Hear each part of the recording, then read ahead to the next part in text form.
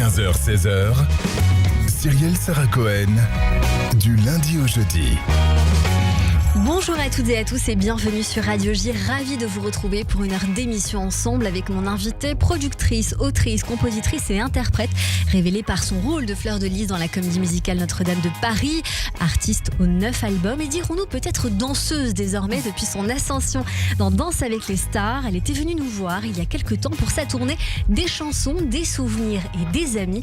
Aujourd'hui, Julie Zenati vient nous faire découvrir son nouvel album intitulé Le Chemin, déjà en tournée, l'occasion comme toujours de redécouvrir notre invité et ce en direct sur Radio J. 15h-16h, Cyrielle Sarah Cohen. Radio J. Bonjour Julie Zenati. Bonjour. Merci beaucoup d'être mon invitée aujourd'hui en direct sur l'antenne de Radio J. Moi aussi, on va beaucoup parler de cet album intitulé Le Chemin. Mais tout d'abord, racontez-nous forcément cette expérience qu'est Danse avec les stars. Ah, c'était absolument incroyable. C'est vrai que a priori, j'étais pas trop le type de personnalité qui aurait pu se retrouver sur un parquet à se challenger physiquement. Et puis, comme c'est l'année de tous les défis et j'avais besoin de me mettre un peu en déséquilibre et d'essayer des nouvelles choses, je me suis dit, pourquoi je tenterais pas l'aventure ? Et j'ai été absolument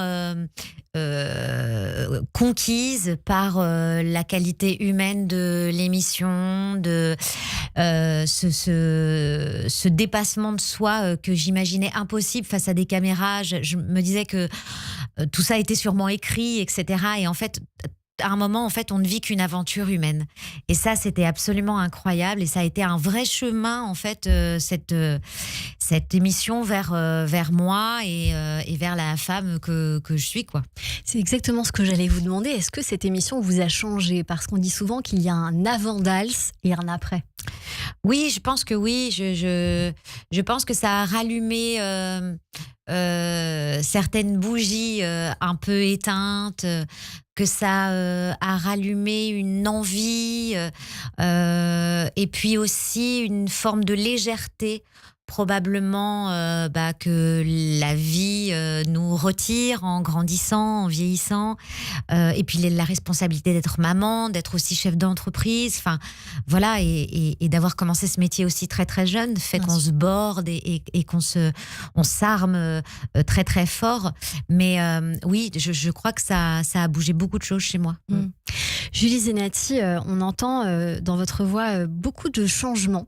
Vous dites c'est une année de tous les défis. Il y a le chemin qui correspond à votre album. On va y venir bien sûr. Dans cette expérience qui est Danse avec les stars, vous êtes arrivés jusqu'au quart de finale.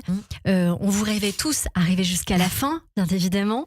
Vous avez, pour faire un parallèle, quitté ce métier plusieurs fois. Vous y êtes revenu.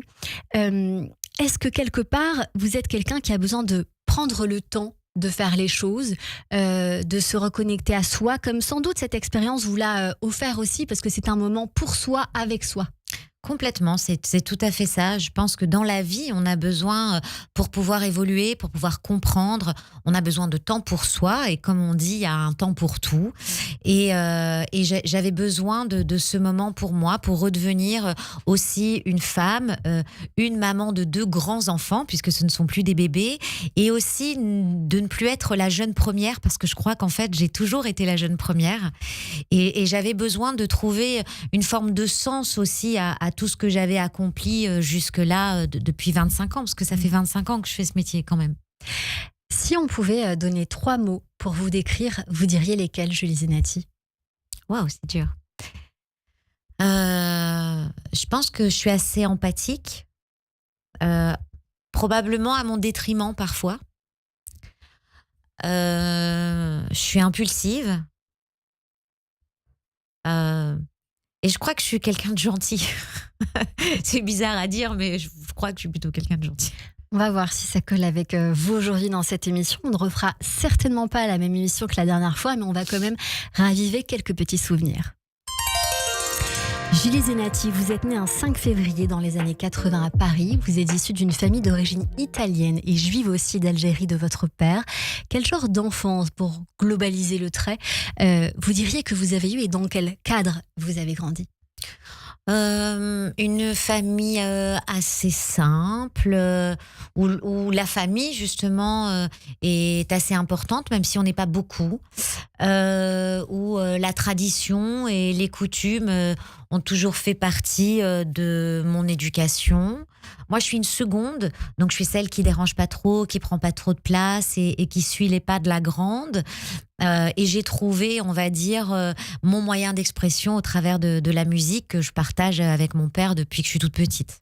Justement, la musique va commencer à prendre une grande place à un moment donné dans votre vie, puisque vous commencez à chanter avec votre papa qui est pianiste amateur, jusqu'au jour où on comprend finalement que vous avez ce quelque chose en plus à un moment donné avec votre voix, tessiture de soprano qui couvre, je crois, 5 octaves, si je dis pas de 4, si je dis pas de bêtises aujourd'hui. Petite, est-ce que vous sentiez que vous seriez celle que vous êtes devenue aujourd'hui? Non, pas du tout. Et c'est assez rigolo parce que même cette aventure de Danse avec les stars m'a révélé la personne que je suis en fait.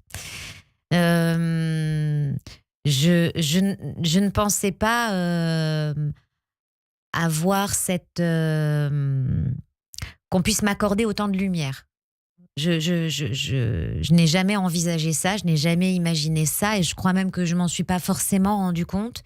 Et c'est justement en rentrant dans cette aventure où je n'étais pas Julie Zenati, où très vite je suis devenue juste Julie, avec ses failles, avec ses peurs, avec tout ça, que je me suis rendu compte que j'avais quand même un destin assez incroyable. Bien sûr. Et beaucoup de chance Bien aussi. sûr. Julie, on va voir que vous allez douter à plusieurs reprises dans votre enfance. On va vous donner des opportunités, notamment avec Lenny Kravitz. On va vouloir vous faire chanter très vite. Mais vous vous donnez quand même la chance de ne pas être prête tout de suite, mais un peu plus tard. Et elle va vous sourire, puisque vous allez devenir Fleur de Lys, d'abord dans un premier temps dans la comédie Notre-Dame de Paris. Est-ce que vous avez, puisqu'on parle du chemin, ce regret de ne pas avoir accepté plus tôt, ou absolument pas, où la question ne se pose pas puisque c'était le chemin? La question ne se pose pas parce que c'était le chemin. On dit qu'on on a toujours, il y a toujours un plan pour nous. Et moi, je pense que ce plan, c'était celui-là. Et je le suis avec beaucoup de sérénité, de joie. Et j'essaie de vivre ça pleinement et dans l'instant le plus possible. Parce que justement, comme tout a commencé très très vite, j'avais peut-être aussi une petite tendance à trop penser au pas d'après. Et en fait, le chemin, c'est l'instant. C'est ça, vous vous autorisez à vivre dans le présent, ce que vous avez envie. Durant ces 25 ans de carrière, vous l'avez dit, Julie Zenati, vous avez publié 9 albums.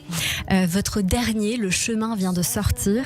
Il est né de quelle réflexion et peut-être même proposition? Il est né d'une proposition, effectivement. Il est né d'une proposition d'aller chanter dans des églises. Alors, ma première réaction et mon premier rapport à ça a été c'est gentil de penser que je peux chanter dans un lieu comme ça, mais de par mon identité, de par mon histoire, et je vois pas très bien la place que je pourrais prendre dans un lieu comme ça, d'autant plus que je crois, mais est-ce que j'ai la foi, ça reste une question. Et puis en avançant dans cette réflexion, je me suis dit, ces lieux-là, les églises, c'était au milieu des villages, c'est ce qui permettait aux gens de se rassembler. C'était un endroit où il faisait bon vivre parce qu'il pouvait y faire chaud quand on n'avait pas de chauffage chez soi. Et on pouvait donc venir se réchauffer, on pouvait venir écouter des gens chanter, des gens discuter, et on pouvait se raconter des histoires en regardant des vitraux. Et je me suis dit, finalement, en fait, c'était un refuge pour tout le monde. Quelque part, c'était peu importe qui on prie, on peut y entrer et on est accueilli. Et j'ai aimé cette idée-là, surtout dans la conjoncture actuelle. Et je pense que comme beaucoup de juifs en France, je me suis posé la question de mon identité après le 7 octobre, forcément. Et puis aujourd'hui, avec tout ce qui se passe, il me semblait très important de prendre cette proposition comme un cadeau et puis comme un mouvement vers quelque chose de plus serein lorsqu'on parle de croyance. Et d'oser dire que je suis juive et que je vais chanter dans des églises. Et j'ai chanté méditerranéenne, ou j'ai chanté en arabe, ou j'ai chanté dans plein de langues différentes. J'aime cette idée-là de me dire que finalement, croire, ça va bien au-delà de ce qu'on porte autour du cou. Ce que vous nous dites, c'est quelque part que vous avez besoin de sens aussi, Oui. Julie Zenati, dans cette proposition-là, et qu'elle est pour vous synonyme de rassembler les communautés les unes entre les autres et pas les diviser, comme on a tendance à le ressentir en ce moment. À le ressentir, à l'exacerber, à le pousser, que ce soit politiquement, que ce soit socialement. On est obligé d'avoir un avis sur tout, tout le temps. Et puis des fois, on n'a pas d'avis. Des fois, on est juste perdu face à une situation. On est interloqué par une situation. On est impuissant face à une situation. Et ce qu'on a pu vivre avec le Bataclan, ce qu'on a pu vivre avec le 7 octobre, ce qu'on peut vivre et ce qu'on voit, ce qui se passe en Ukraine, etc. Je pense qu'il y a vraiment un moment où la question de se rassembler, mais pas dans le sens bisounours du terme, mais en tout cas de se considérer avant tout comme des êtres humains ayant tous le droit de vivre, de respirer, de prier, de rire, sans faire du mal à l'autre, ça me semble être la base de ce qu'il faut qu'on se rappelle. Julie Zenati, vous étiez déjà rentrée dans une église avant ? Alors, avec l'école. Oui, quand on étudie à un moment, je ne sais plus en quelle classe, l'art gothique, l'art roman. Oui, j'étais déjà rentrée dans une église. Mais chanter dans une église, c'est absolument fou. Pourquoi c'est fou ? Parce qu'on a tendance à se dire aussi, peut-être que le public n'est pas le même, l'acoustique est peut-être différente. Qu'est-ce qui diffère d'un public et d'une salle de concert en règle générale ? En fait, c'est pas un concert. C'est pas un public. C'est des gens qui décident à un moment de partager un moment ensemble. Ce qu'il faut se dire, c'est que vraiment, les gens et moi, on est au même niveau. Donc, je ne suis pas sous la lumière à exposer qui je suis, à raconter mes blessures, mes bobos, etc. Non. Il y a vraiment tout de suite une main tendue et un échange. Et puis, il y a ce son et cette lumière qui tourne dans l'enceinte. Et on a l'impression de vivre une expérience vraiment qui est extrêmement immersive. C'est-à-dire que ce n'est pas juste tes oreilles ou tes yeux qui en prennent plein la vue. C'est aussi ton corps, parce que les pierres vibrent, parce que ces endroits sont tellement chargés, qu'on soit mystique, religieux ou juste un peu sensible aux énergies. Il y a quand même une ambiance très particulière dans ces lieux-là. Et quand on pousse la porte de ces lieux-là, vraiment, pour moi, c'est une expérience. C'est pour ça que c'est ouvert à tous. L'idée, c'est vraiment ça. C'est une expérience, avez-vous dit, je crois, immersive. Oui. Vous serez donc en concert. Vous avez commencé d'ailleurs cette tournée des églises à partir donc de ce mois de mai, avec des dates prévues en Belgique, en France, notamment à Saint-Dié-des-Vosges, ce sera le 16 mai, Pontarlier le 17 et d'autres dates à la rentrée. Bien évidemment, il y a un premier titre que j'ai envie qu'on découvre dans un instant. Mais d'abord, on va écouter un medley de cet album que vous nous faites découvrir, puisque vous l'avez écrit, composé et vous êtes très bien entouré. Merci. Je ferme les yeux pour voir. Aujourd'hui, tu es dans chaque chanson, dans chaque recoin. Demain, c'est si loin qu'on oublie qu'avant demain, il nous reste aujourd'hui. Comme un oiseau de passage, un oiseau de passage. C'est fragile, c'est fragile. Ne reste que la prière, ne reste que la prière.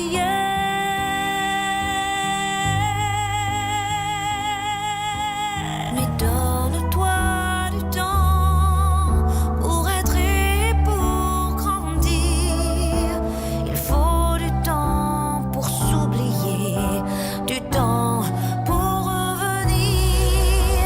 Et j'essayais de noyer mes pleurs, et j'essayais de voiler mes peurs, mais j'avais mal en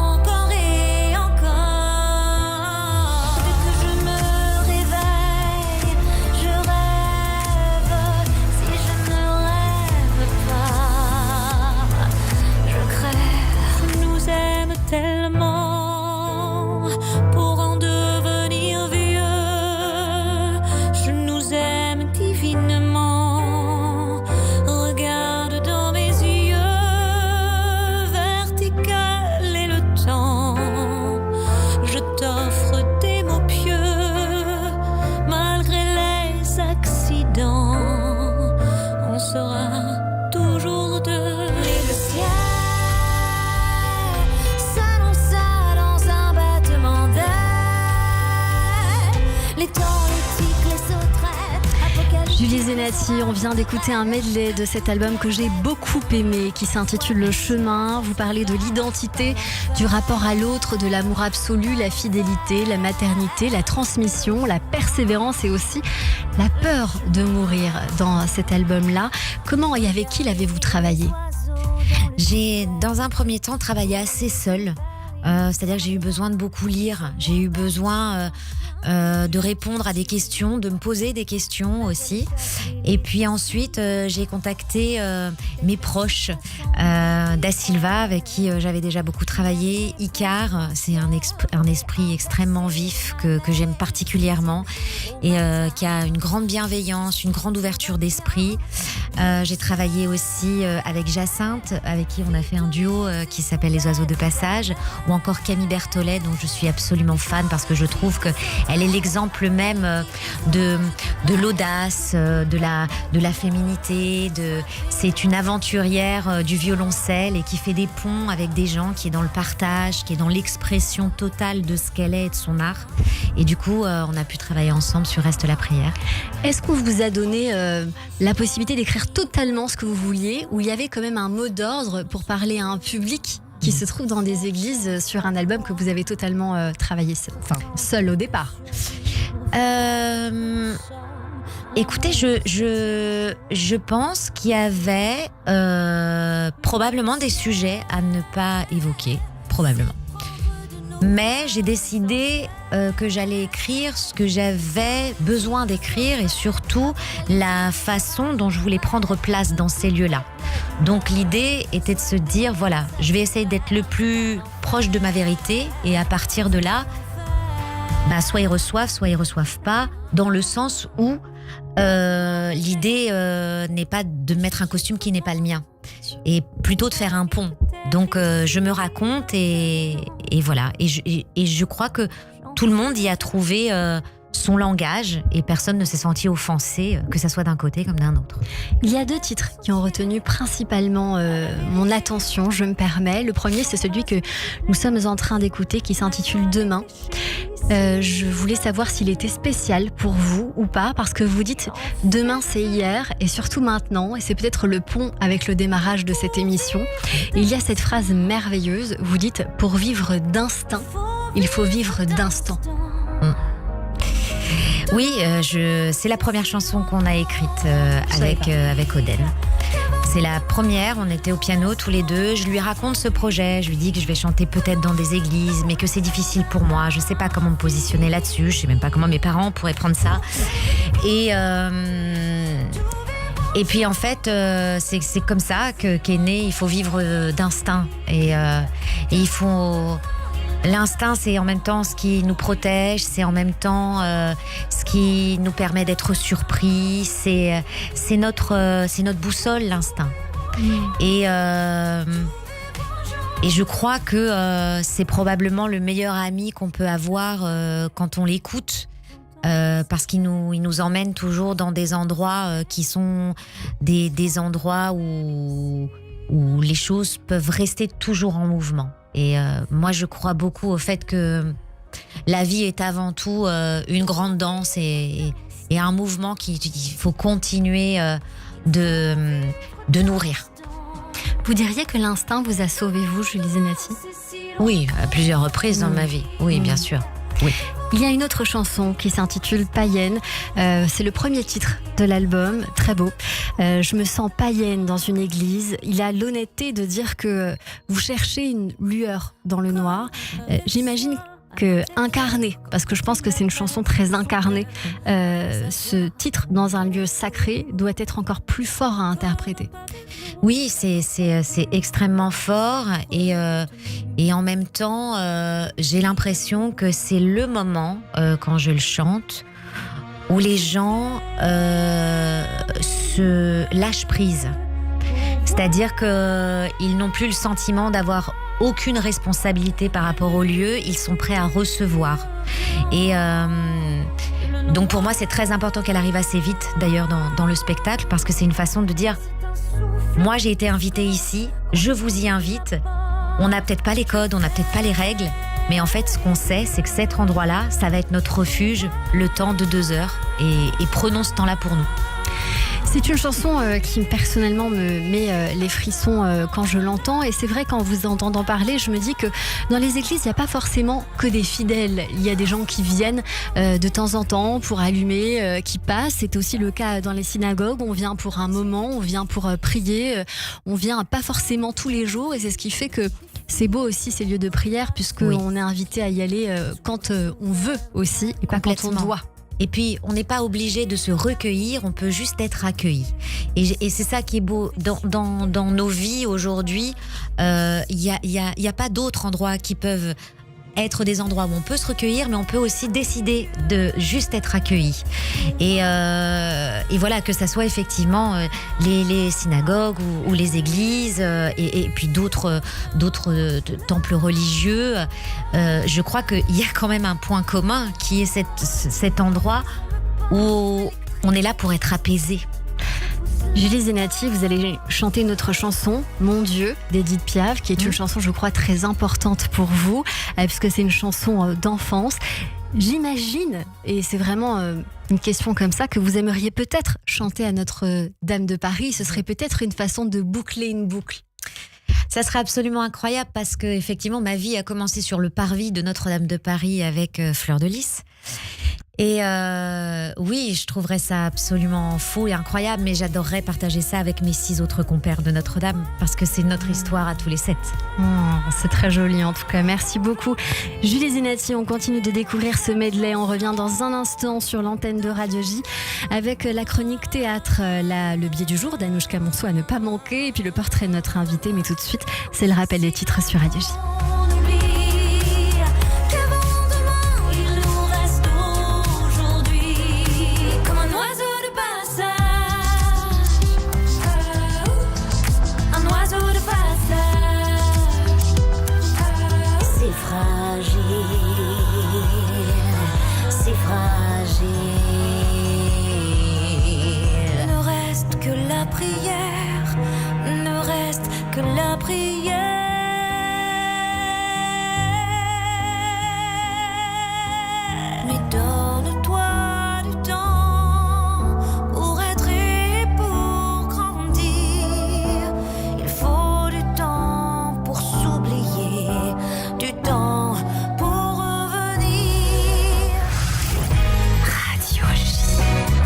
Sarah Cohen.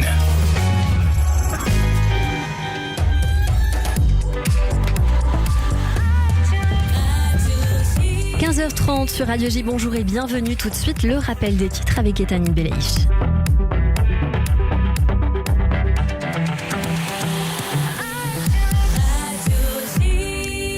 Bonjour Ethanit. Bonjour Cyrielle, bonjour à tous. Tsahal entrera à Gaza avec toute sa force dans les jours à venir, annonce le Premier ministre israélien. L'État hébreu s'emploie actuellement à trouver des pays prêts à accueillir des habitants de Gaza. Déclaration de Benyamin Netanyahou cet après-midi. L'armée israélienne se défend face aux critiques des ultra-orthodoxes. L'opération anti-désertion vise tous les secteurs sans distinction, rappelle le porte-parole de Tsahal. Tsahal qui a mené hier soir une opération d'arrestation de déserteurs du service militaire partout en Israël. L'envoyé spécial américain pour le Moyen-Orient, Steve Witkoff, promet aux familles d'otages une vraie chance de progrès dans les négociations à Doha au Qatar.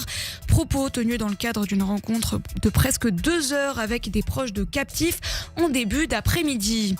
Le président des États-Unis, Donald Trump, est arrivé ce matin en Arabie Saoudite, première étape d'une tournée diplomatique qui se poursuivra au Qatar et aux Émirats Arabes Unis jusqu'à vendredi. L'occasion d'échanger sur les tensions au Moyen-Orient, la guerre à Gaza ou encore la question du nucléaire iranien.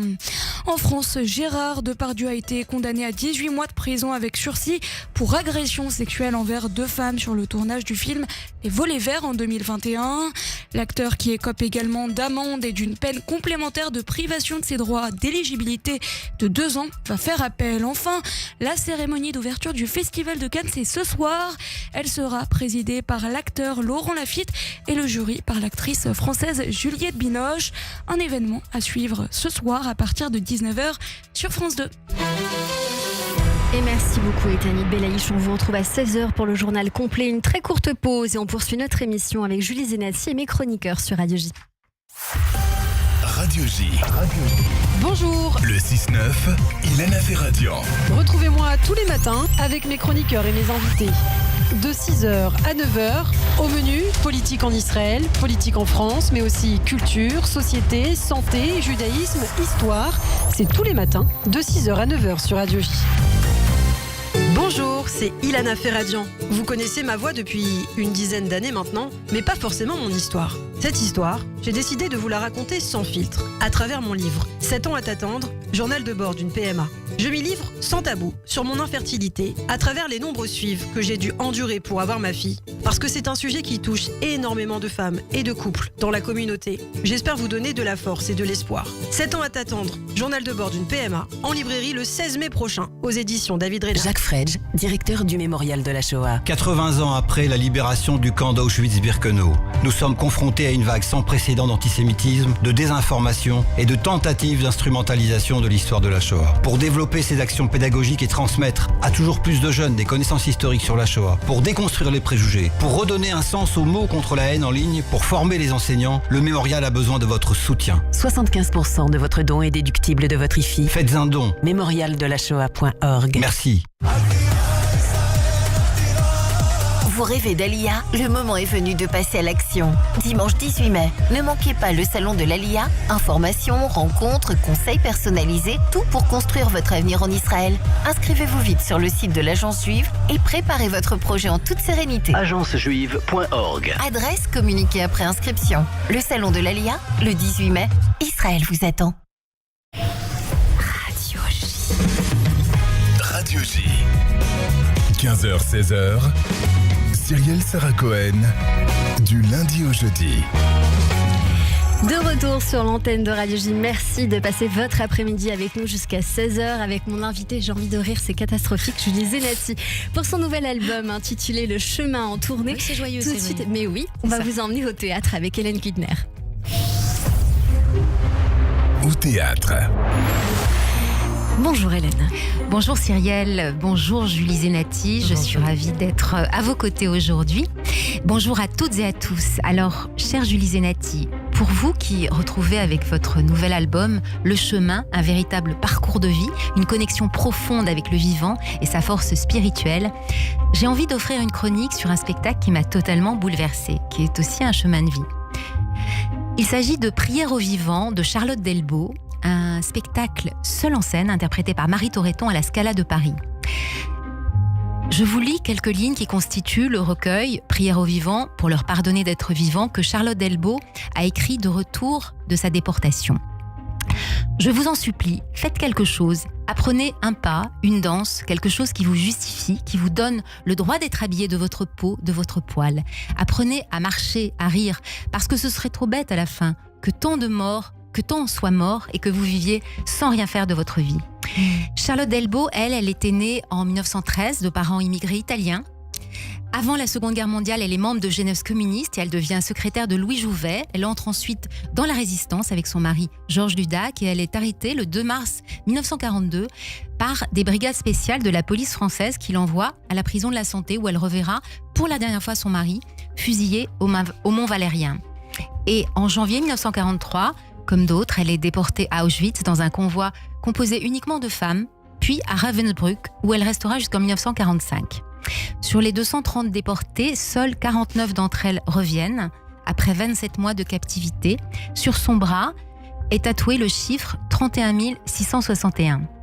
Charlotte Delbo, elle est habitée d'une force de vie incroyable. Elle se jure d'être celle qui témoignera du sentiment de sororité qui l'unissait à toutes ses camarades. Et la jeune comédienne Marie Toreton, a adapté les principaux livres que Charlotte Delbo a écrits de retour des camps, dans la petite salle de la Scala, dans une proximité directe avec les spectateurs qui l'entourent. Elle incarne cette survivante qui livre avant tout ses impressions, en commençant par le premier recueil, écrit très vite en 1946, mais qui ne sera publié qu'en 1965, intitulé « Aucun de nous ne reviendra » d'après un vers de Guillaume Apollinaire. Qu'est-ce qui fait, Hélène, la force des écrits de Charlotte Delbo aujourd'hui et de quelle manière les perçoit-on dans une salle de théâtre ? Cyrielle, son texte est d'une beauté stupéfiante et elle a l'art de dire les choses avec beaucoup de simplicité. Elle donne ses impressions, elle décrit la vie au camp avec ses camarades, juifs ou pas, en y mêlant des bribes de poésie tout d'un coup qui viennent. Ensuite, elle évoque surtout la solidarité qui se transforme en amitié puissante entre toutes ces femmes que le froid et la faim paralysent. Charlotte appelle d'ailleurs ses camarades par leur prénom, les invite à parler d'elle, à raconter des histoires, comme si justement, et ça c'est le nœud du spectacle, comme si parler symbolisait une force de vie. Elle écrit « Parler, c'est faire des projets pour le retour. Parce que croire au retour, c'était une manière de forcer la chance. Celle qui avait cessé de croire au retour était morte, écrit-elle. Et puis elle se nourrit de souvenirs littéraires. Elle appelle au secours des personnages. À Ravensbrück, pendant l'appel, alors il faut dire que dans les camps de concentration, l'appel durait 1 heure, 2 heures, 3 heures dans le froid, à moins 20 degrés. Elle se met à penser et à réciter dans sa tête le Misanthrope de Molière, dont elle se souvient par cœur tous les vers à ses camarades. Elle raconte des pièces de théâtre en les encourageant à monter le Malade imaginaire, qu'elle va d'ailleurs monter une fois que tout le monde sera bien rétabli dans le camp. Marie Toreton, qui est la fille de Philippe Toreton, est cette jeune femme qui exhorte les autres à survivre dans cet enfer. Elle entre dans les mots de Charlotte, raconte la faim, la soif du matin et du soir, je la cite, du jour et de la nuit qui empêche tout son de sortir des bouches. Elle raconte le printemps qui chante dans sa mémoire, le printemps du Louvre et des arbres feuillus des Tuileries, alors qu'ici, rien n'est vert, rien n'est végétal, rien n'est vivant. Dans la mise en scène de Vincent Garanger, la comédienne dit l'indicible, les yeux qui s'éteignent et les lèvres qui pâlissent, les ordres furieux des capots et les mots délicieux de la fiction et du rêve. Et le spectacle est comme un chemin de vie, une exhortation à survivre malgré tout, car Charlotte s'en est voulu, comme Primo Levi, dans Si c'est un homme, de survivre à tant de morts. Et elle nous exhorte à honorer la vie, à danser, à aimer, à boire, à prier, bref, à savourer l'existence dans ce qu'elle a de plus immédiat, de plus spontané. Que nous dit-elle ? Soyons vivants, soyons joyeux, comme si elle nous dictait un chemin de vie. Et sur la photo de couverture de son livre, l'auteur apparaît splendide avec un lumineux sourire. Alors j'avais envie, avec Cyrielle, de vous faire entendre un extrait de Radioscopie, 1974, avec Jacques Chancel. Et alors, en effet, quand je suis arrivée, j'avais hâte de me décharger. Je suis rentrée, j'avais hâte de me décharger de ce livre dont je n'avais pas le moindre plan dans ma tête. Et aussitôt que j'étais en état de tenir debout et de tenir une plume, c'est-à-dire 6 mois après mon retour, j'ai écrit. C'était « Aucun de nous ne reviendra », le titre que j'avais décidé longtemps auparavant.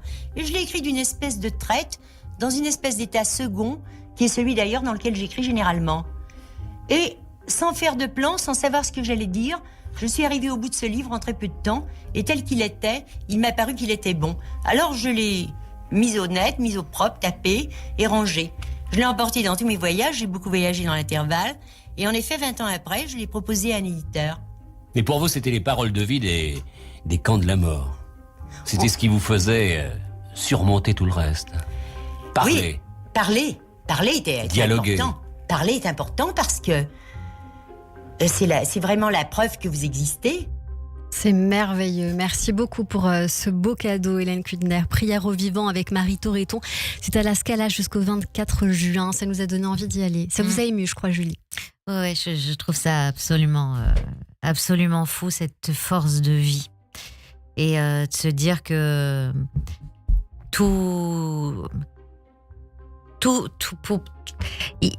il pousse des fleurs même sur les trucs les plus horribles, en fait. C'est incroyable.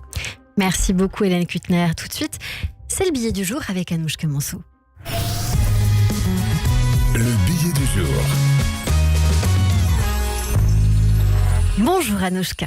Bonjour Cyrielle, n'ayez pas peur. Enfin, juste ce qu'il faut.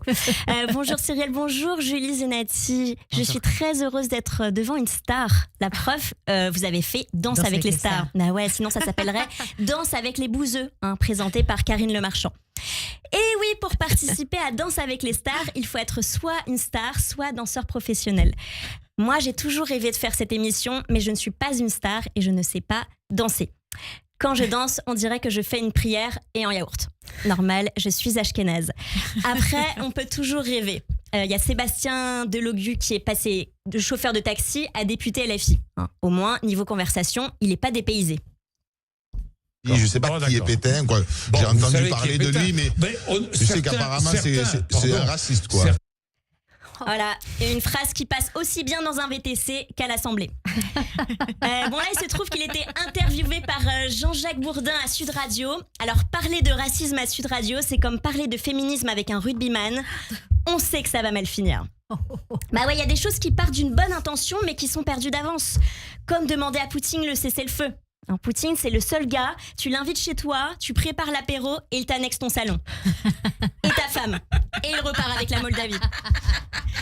En tout cas, Julie Zenati, je tiens à vous féliciter pour cette saison de Danse avec les stars. Vous avez été incroyable.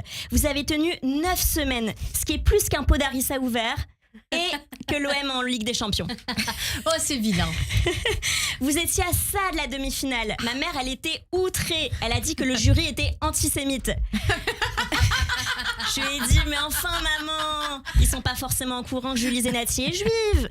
Elle a répondu, bah justement, c'est bien ça le problème. Elle a demandé au CRIF de faire un communiqué et apparemment, la seule agression qu'il y a eu, c'est le passo doublé.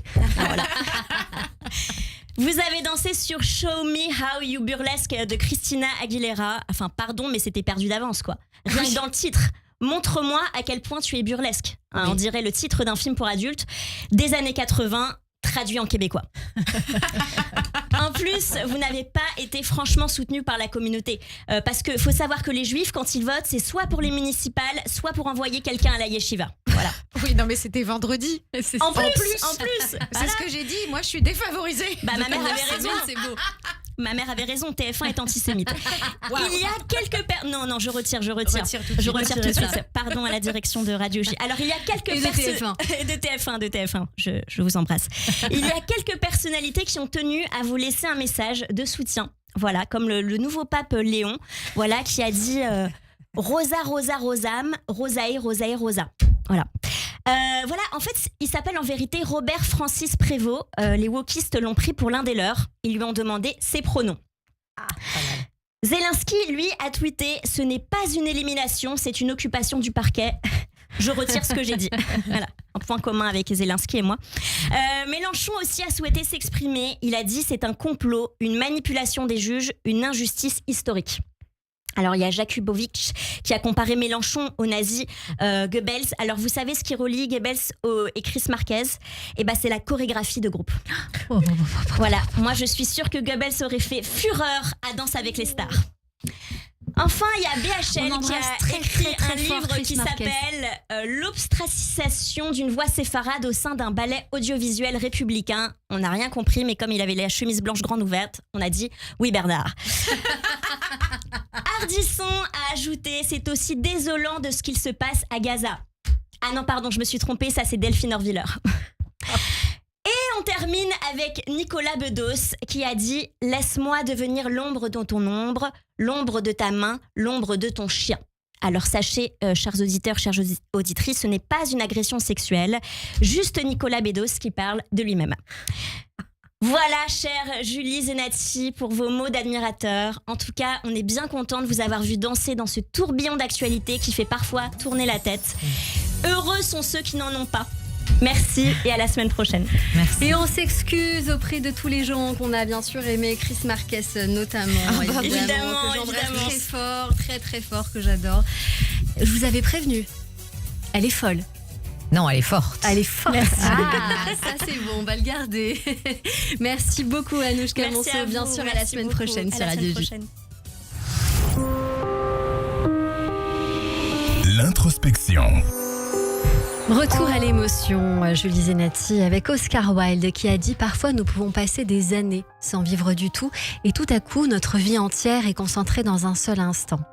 Essayons de faire cela maintenant avec quelques phrases pour recueillir une pensée, une anecdote, une émotion.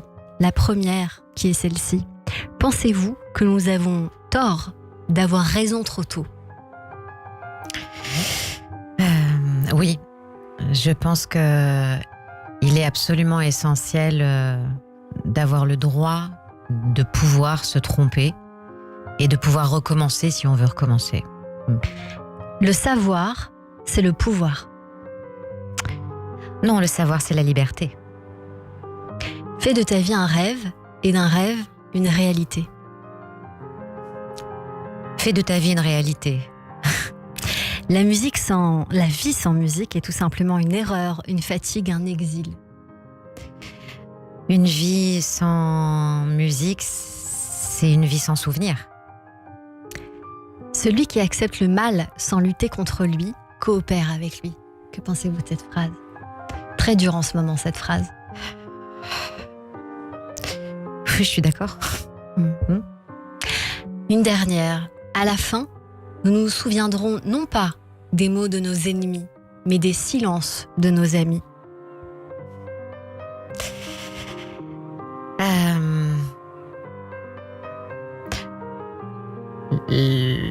La vie est parfois bien faite et des fois on ne se souvient de rien. Et c'est peut-être ça la fin. Pour terminer, avez-vous une philosophie de vie à vous, qui vous accompagne, qui vous porte, un mantra quotidien ou même un conseil qu'on vous a donné important ? Je l'ai écrit, donc je dirais vivre d'instinct. L'instinct, c'est ce qui nous sauvera tous, je pense. Merci beaucoup, Julie Zenati. Tout de suite, c'est votre portrait sur Radio J. Le portrait psychologique. Radio J. Radio J. Et oui, comme toujours, à la fin de cette émission, on a pour habitude de débriefer ces minutes que nous avons passées ensemble. Et donc, tout de suite, c'est votre portrait vu par Judith Cohen-Solal. Bonjour, Judith. Bonjour, Cyrielle. Bonjour, Julie Zenati. Bonjour. Mais je suis ravie d'être là, avec vous, quand même. C'est vrai, vous l'avez dit, c'est difficile de sortir de Fleur de Lys. Et en même temps, c'est toujours tellement agréable de rencontrer Fleur de Lys. Même si, c'est vrai, du temps a passé. Elle a vieilli, Fleur de Lys. Je comprends tout à fait. Je comprends absolument que vous disiez que vous avez bien envie de relever des défis, de changer, qu'on vous voit autrement aussi, en fait. Donc Non, j'avais besoin, moi, de me voir autrement. Oui, mais peut-être aussi qu'on vous perçoive autrement, puisque finalement, ça se joue un peu comme ça, quoi. Ça se joue comme ça, mais c'était pas le but principal. Oui, j'ai bien compris que c'était l'idée de sortir vous-même, de grandir, vous avez dit quelque part. Donc, j'ai bien compris. Et puis, c'est vrai que vous en relevez des défis. Moi, je trouve ça passionnant, ce qu'on a entendu là. Déjà, quand même, aller chanter dans des églises, moi, j'ai bien aimé parce que vous avez dit à un moment donné, je ne savais pas comment mes parents allaient le prendre. Donc, et la réponse, alors ? Je n'ai pas posé la question. Il y a eu un premier, quand ils sont rentrés le soir de la première, donc c'était dans une église à Belleville, magnifique, vraiment, et avec un curé extrêmement sympathique, le père Christian, très sympa. et donc, ma mère rentre et me dit, tu sais qu'on n'a pas le droit de rentrer dans des églises, hein ? Je lui dis, oui maman, mais regarde, t'es là et ça va, tout se passe bien. Elle me fait, oui c'est vrai, il fait moins froid que ce que je pensais. Je lui dis, voilà, c'est un bon début.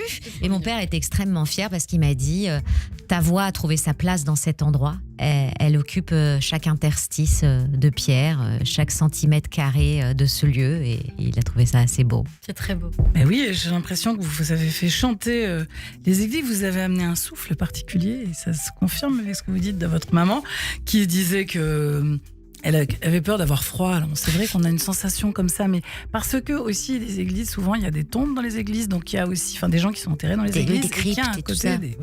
Et qui a un côté un peu mortifère. Et j'entends bien que votre voix justement permet d'amener du souffle, de la vie, et que c'est une très belle expérience. On sait que l'acoustique est magnifique dans une église, donc l'un dans l'autre là.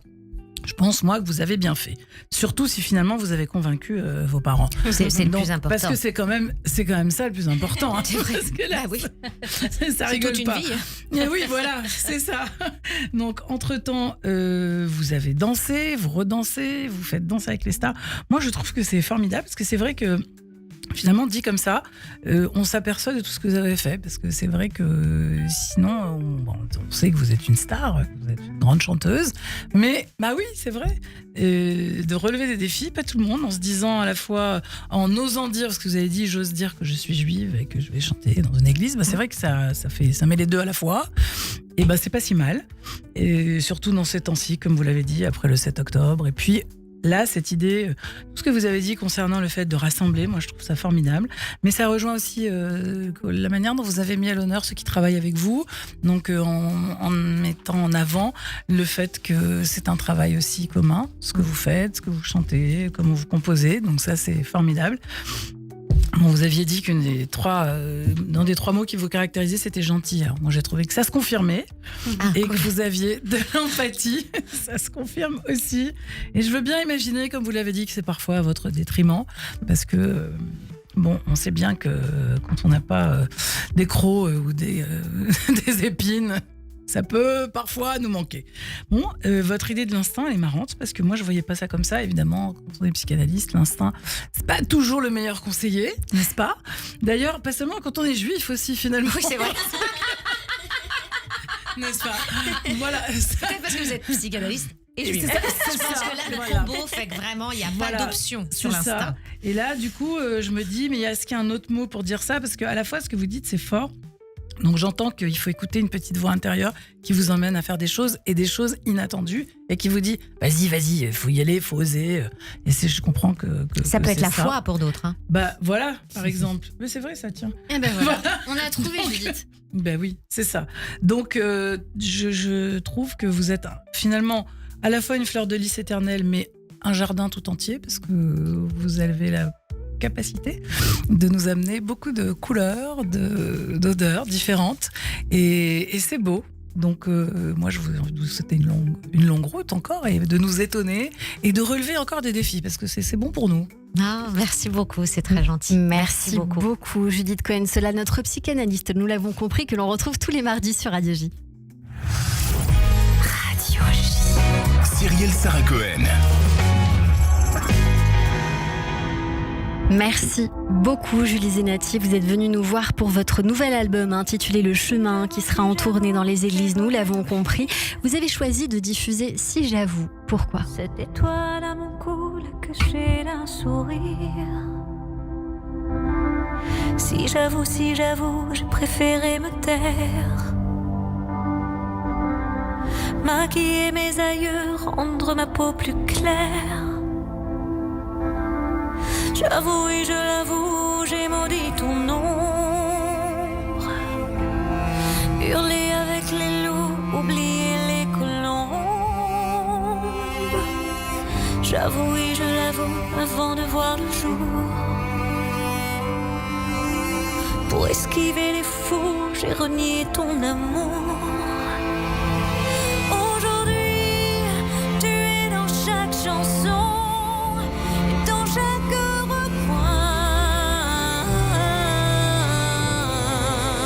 Alors je pourrais vous dire de qui parlez-vous ? Vous pourriez me dire ça reste mon jardin secret, me dire je parle de quelqu'un qui m'entend, qui me voit ou que je connais, avec qui je vis, c'est vous qui décidez.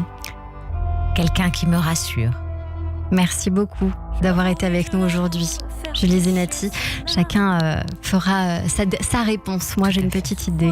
À la réalisation audio et vidéo aujourd'hui, Benjamin Arnaud et Tana Noukayev. Merci à toutes et à tous de nous avoir suivis. On se donne rendez-vous demain dès 15h avec Chico pour ses 45 ans de carrière, son concert symphonique avec les Gypsies au Palais des Congrès. En attendant, c'est la suite de votre journée avec le Club Imo présenté par Marc Ezrati aujourd'hui avec David Bramy. 2 points de vente tout de suite. Dans un instant, ce sera le journal, mais dans un instant, l'écoute évidemment sur Radio J. Merci.